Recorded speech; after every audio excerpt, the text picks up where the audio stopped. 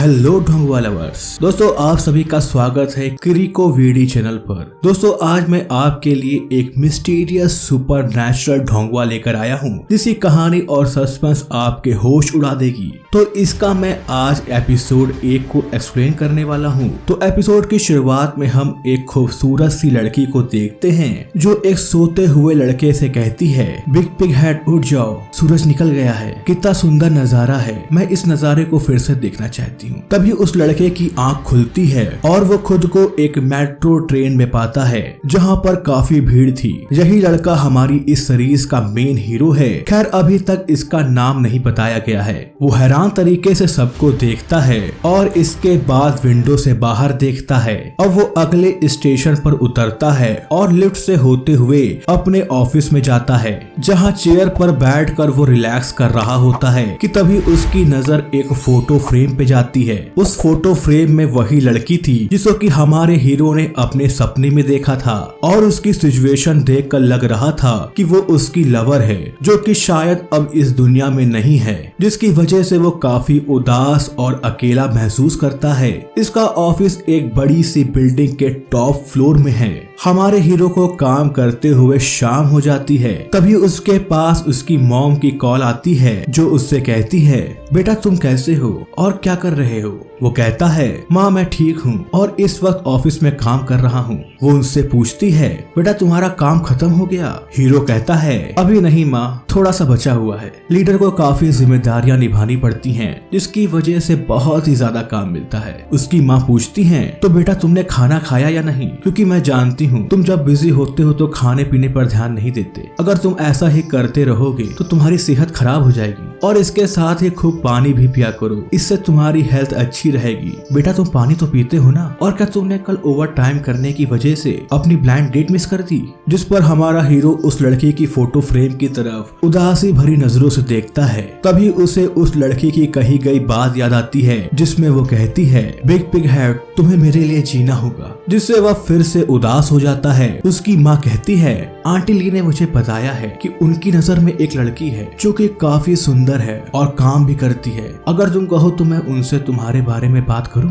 अब ये सुनकर वो कहता है, माँ आप भी ना, मैं आपसे बाद में बात करता हूँ, अभी मुझे बहुत काम है और हाँ आप अपना और डैड का ख्याल रखना। उसकी माँ कहती है, बेटा तुम भी अपना ख्याल रखना। इसके बाद वो फोन कट कर देता है और कुर्सी पर आग बंद करके आराम करने लगता है। तभी उसके पास उसके बॉस का कॉल आता है जो कहता है, झाझैंग अपना मेल चेक करो। और हमें यहाँ पर पता चलता है कि हमारे हीरो का नाम झाझैंग है। झाझैंग कहता है, बॉस मैंने हेजहॉग वाले प्लान का काम खत्म कर आपको मेल कर दिया है। उसका बॉस कहता है, हाँ वो मुझे मिल गया है लेकिन मैं उसकी बात नहीं कर रहा, मैंने तुमको एक दूसरा काम भेजा है जो कि काफी इम्पोर्टेंट है और मुझे ये काम कल सुबह तक किसी भी हाल में कंप्लीट चाहिए। झाझैंग कहता है, इसमें लिखा है कि ये काम बॉस को करना है। उसका बॉस कहता है, मुझसे बहस मत करो, ये काम तुमको ही करना है। वैसे भी तुम जवान हो, तुम्हारे लिए कोई बड़ी बात नहीं है और वैसे भी मैं बीमार हूँ तो मैं ये काम नहीं कर सकता।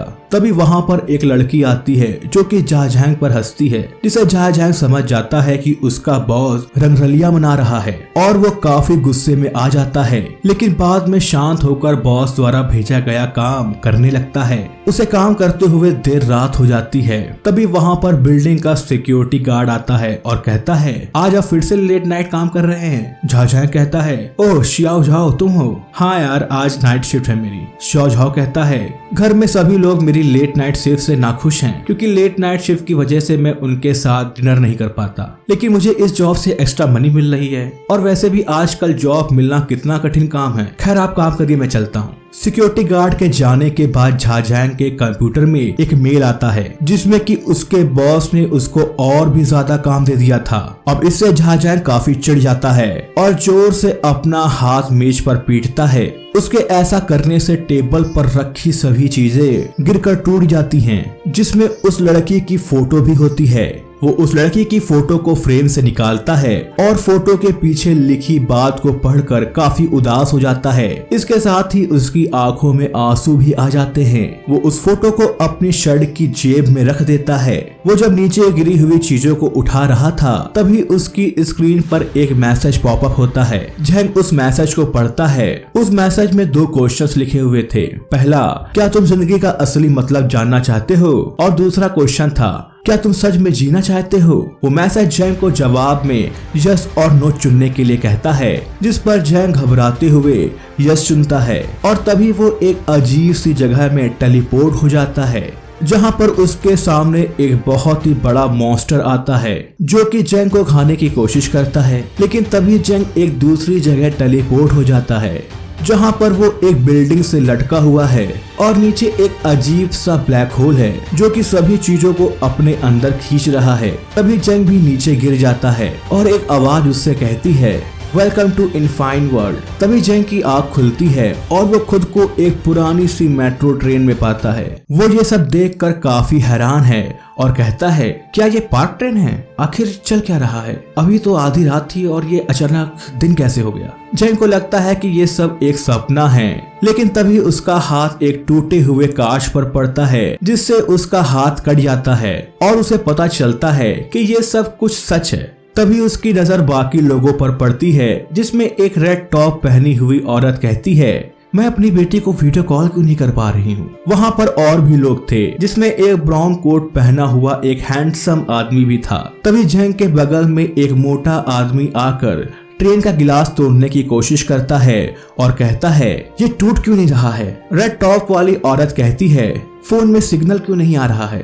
उसके बगल में बैठा लड़का कहता है, हाँ मेरे भी फोन में सिग्नल नहीं आ रहा है और पता नहीं क्यों मेरा ब्लूटूथ हेडसेट भी काम नहीं कर रहा है। तभी वहाँ पर बैठी एक मैरून बालों वाली लड़की अपने हाथ की कलाई में एक डिवाइस देखती है और कहती है, ये क्या है? जिस पर वहाँ मौजूद सभी लोग अपने हाथों में लगे उस डिवाइस को देखने लगते हैं और सोचते हैं कि ये आखिर उनके हाथ में किसने लगा दिया। तभी वहाँ पर पर्पल रंग की एक स्क्रीन डिस्प्ले होती है और कहती है, new world quest trying survival. जहाँ जैंग कहता है, इसका क्या मतलब है? वो बाकी लोगों से पूछता है, तुम सब कौन हो? तभी ब्राउन कोट वाला आदमी कहता है, तुम्हारे हाथों में जो डिवाइस है उसे स्मार्ट ब्रेन टर्मिनल कहते हैं और ये सीधा तुम्हारे हार्ट और दिमाग से जुड़ा हुआ है, इसलिए बेवकूफों वाले सवाल पूछना बंद करो। तुम्हें जो कुछ भी जानना है वो तुम्हारे ब्रेन में ऑलरेडी फीड है। तभी एक पियक्कड़ आदमी कहता है, इंटेलेक्चुअल ब्रेन, जो कि हमारे दिमाग से जुड़ा है। अच्छी कहानी बेटा, मैं तो तब भी इन बातों से उल्लू नहीं बनता था जब मैं 3 साल का था। वो कहता है कि ये जरूर किसी तरह का रियलिटी शो है। तभी उसकी नजर कोने में खड़ी एक लड़की पर जाती है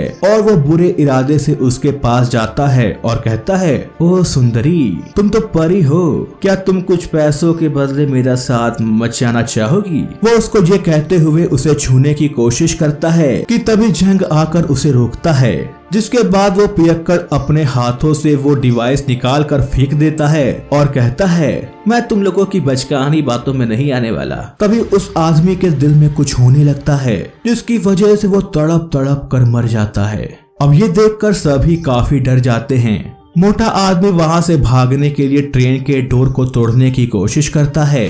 तभी जैंग उसे रोकते हुए कहता है, ऐसा करने का कोई फायदा नहीं, ये ट्रेन प्रोग्राम कंट्रोल्ड है और अगर तुम इसको ऐसे नुकसान पहुंचाओगे तो हम सबकी जान खतरे में डाल दोगे। लेकिन वो आदमी गुस्से में जैंग को धक्का देता है और जैंग को मारने ही जा रहा होता है कि तभी ब्राउन कोट वाला आदमी गन फायर करता है, जिससे सभी शांत हो जाते हैं। वो आदमी उस मोटे आदमी से कहता है, तुमको क्या ये सब खेल लग रहा है? तुम सब ने यस पर क्लिक किया था, जिसका मतलब है कि तुम सब ने उस इनविटेशन को एग्री किया था, जिसकी वजह से तुम रियल वर्ल्ड से इस वर्ल्ड में आ गए हो। क्या तुम सब जिंदगी का असली मकसद जानना नहीं चाहते थे? खैर, वो तुम्हें जल्द ही जिंदगी का असली मतलब सिखा देंगे। तभी वो भूरे बालों वाली लड़की कहती है, हम वापस अपनी दुनिया में कैसे जा सकते हैं? ब्राउन जैकेट वाला आदमी कहता है, पहले तुम्हें उनके सभी टास्क को जीतना होगा और उसके बाद खुद को उनके रिवॉर्ड्स के लायक ताकतवर बनाना होगा। जैंग पूछता है, किसके लायक? ब्राउन जैकेट कहता है, लॉर्ड गॉड के। वो लड़की कहती है, तुम्हारा मतलब है कि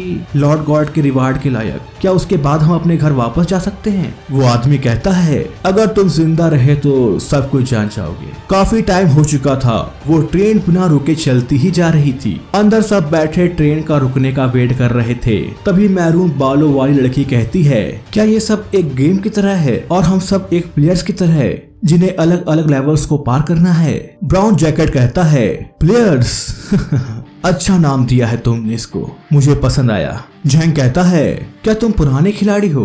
ब्राउन जैकेट कहता है, ये चौथा ऐसा हॉरर वर्ल्ड है जिसमें कि मैं आया हूँ और हर बार मुझे जब भी पॉइंट्स मिले तो मैंने उनका उपयोग काम की चीजों को खरीदने में किया। फिलहाल मैं यही कह सकता हूँ कि हमारी तरह यहाँ और भी लोग होंगे। उसके बगल में बैठा लड़का डरते हुए कहता है, तुम्हारे कहने का मतलब है कि हमारा यहाँ एनकाउंटर भी हो सकता है?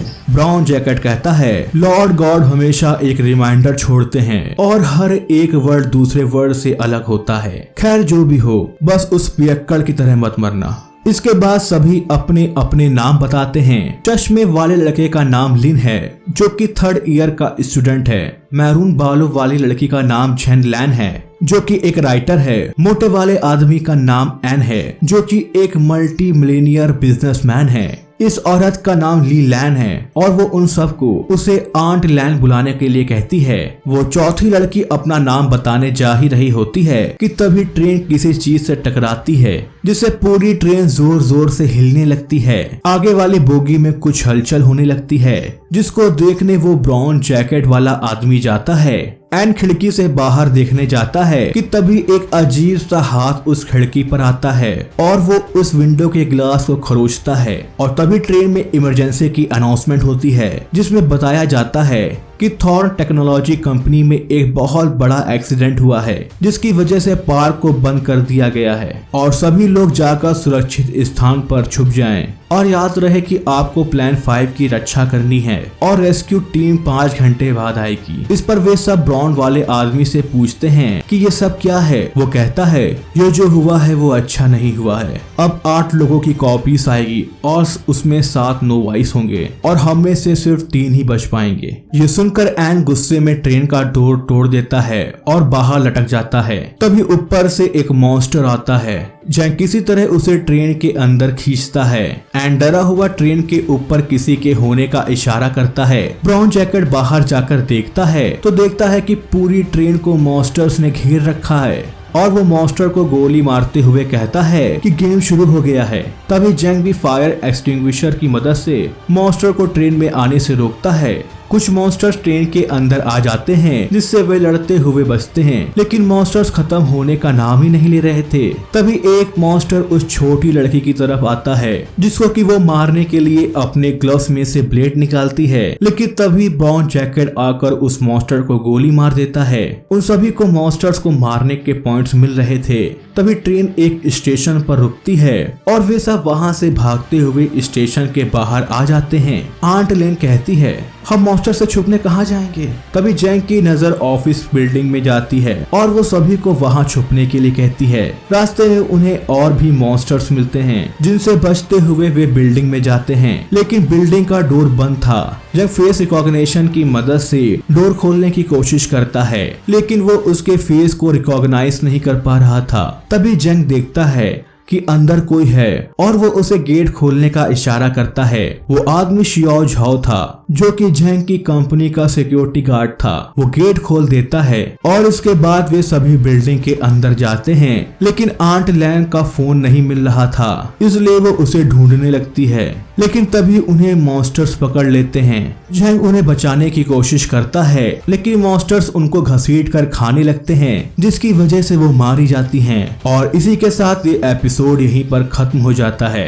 दोस्तों, अगर आपको मेरी एक्सप्लेनेशन पसंद आई हो तो चैनल को सब्सक्राइब करना ना भूलें। अब मिलूंगा आपसे अगली वीडियो में, तब तक के लिए tata bye bye and take care.